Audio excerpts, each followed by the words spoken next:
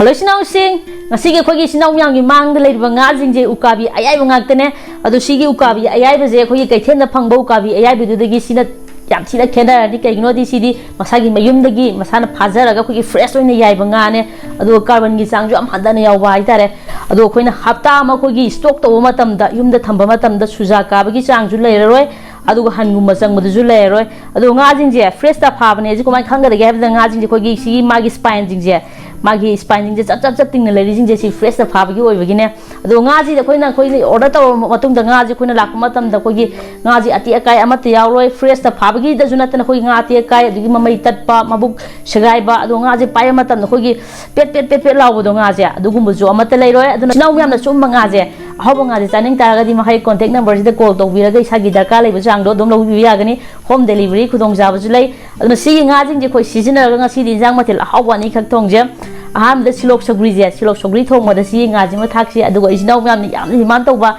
jang ma thel gi usoi kangsu ji ma taw je adu di sinau myam thong ro je khum da chang ga je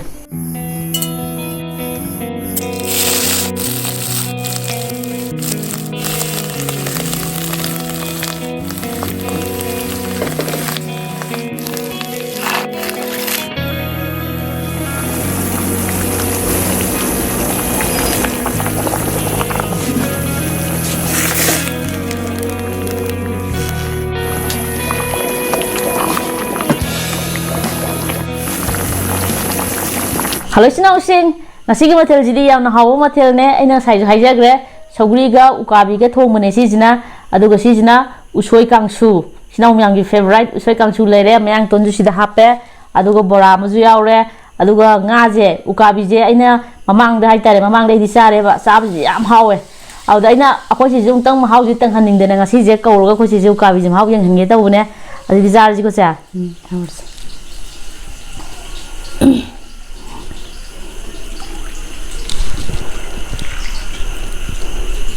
ukabi dong tang na lau dera gam tiang ni ma hau do koi mamang gi hang cha ba do mana da bra do lo ham gi je kon disna yam den jar ke ukabi jin jo hap ke sogri jo hap ke aduga usoi kangsu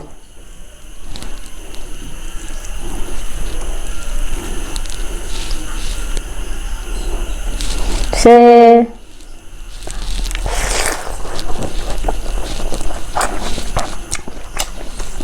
ukabi dong hao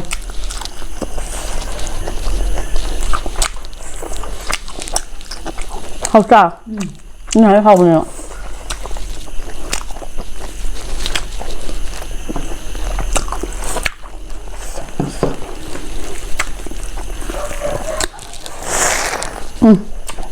hao lắm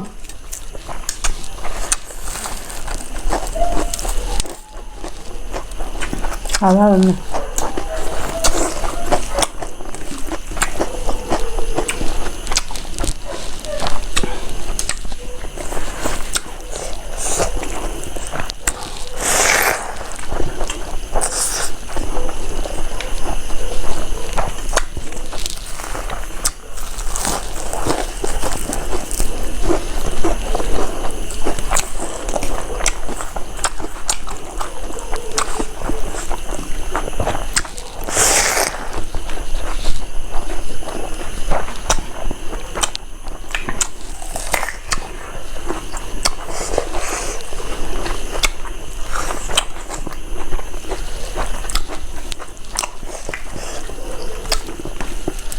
khá là cái mà thằng này tên mà thằng này khá là cái tôi chỉ bán challenge tao cái dịch tôi chỉ bán cái sao mà thằng bây giờ adri với dịch xe hay chụp cận na sao giờ lại không tôi lấy bởi vì nó sao mà thằng bây giờ ada vậy tôi có gì chỗ cái đến nói về cái dịch gì sao thằng adri đó nè thế hết cái đến nói về cái gì sao thằng adri đó ai giờ lại không tôi bây giờ thằng adri đó cái si sao mà thằng bây giờ đánh nhau bắt đầu cái cái challenge tao cái không chỉ bán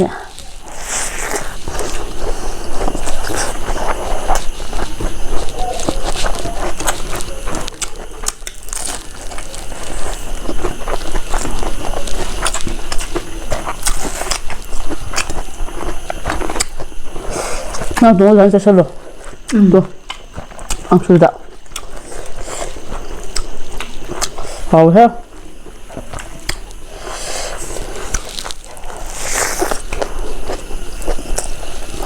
ăn xịt lên hả mọi người? 就是好吃桶中我不喝了。Phát phong này.那桶中不对吧？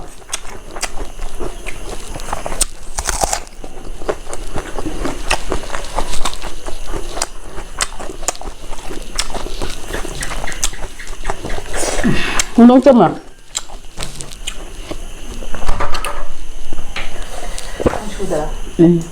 고기 방울이 섞은 거.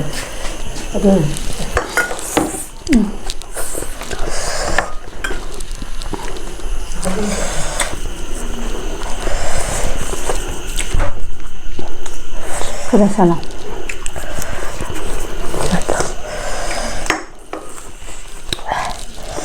好，我不怎么。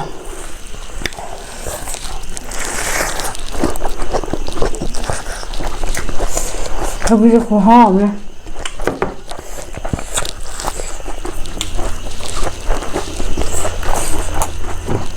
하고.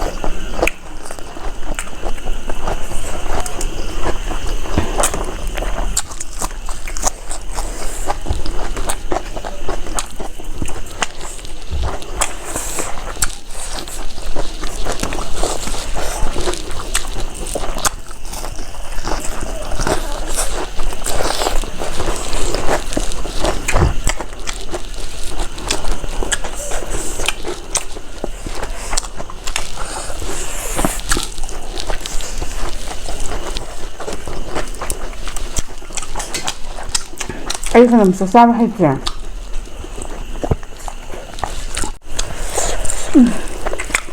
ما فيش ده.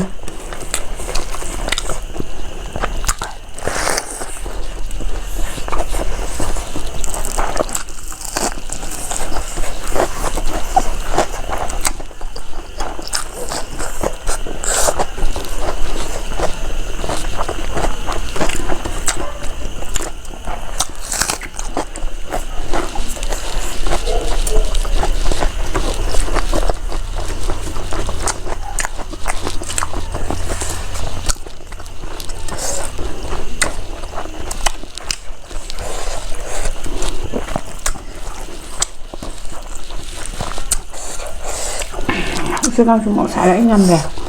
Mau saya. Isi dah.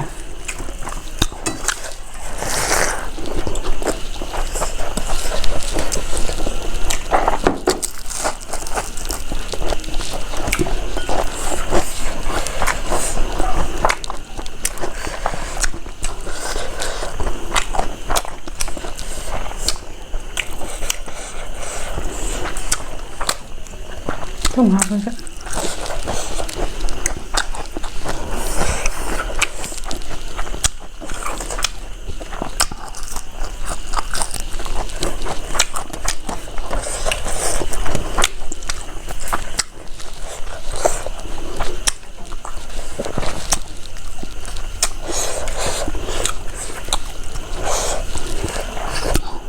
Sabi tu apa? Mana ngai saya bukan ni. Apa sih? Oh, ini mana apa? Kau apa ini tu? Mahal macam-macam betul. Kau dia.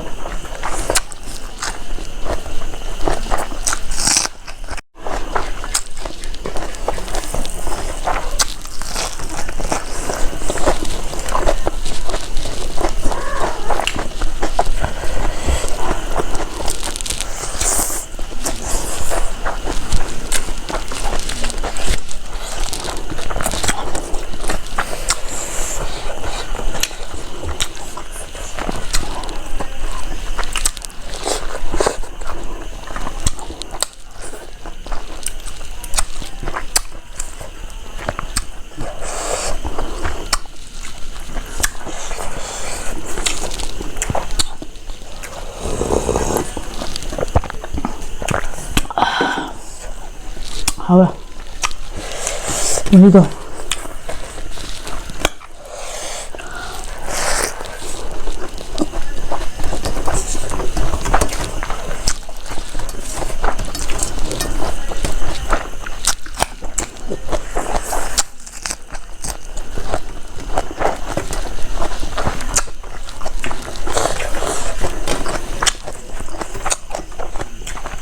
미쳤다. 맛있다. 무슨 좋아 봐.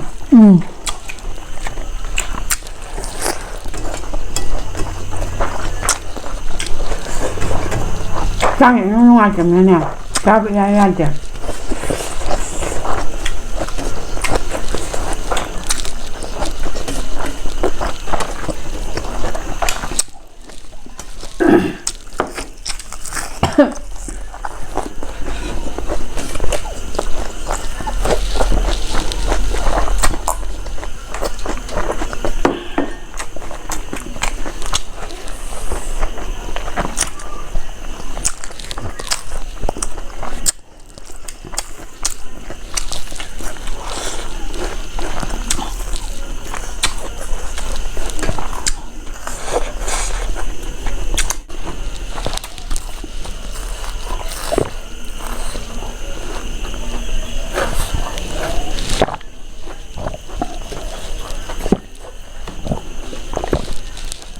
Masih masih yang fazana hawa su Kangshu ju hawa aduga saguri ji yam hawa ngasai ukabi ayai bedo adu chu ko hawa mata we adu sai ge khogi na bagi sak sa badi ya dabne badu ta sa sala ka da budi sangba aduga ta sengna sak se khogi lamba phaw di ai di ku lamba phaw da ba aduna ne andai se video ji sang nai na ina upload tok tri je phana ku video thaga tri je ado akoi se la aga smai dro ga pulla ga sadra di sak sa da ya roi na nam nam da san bawa ne sak ja ning badi phaw de do ya re ko cha Kangshu sak saning ba phau da sumai pulla pulla ibani khaga sa sala je ba okay Yai. adu di channel sibu nuai bi di like subscribe san biramo mathang video da mong thengnar je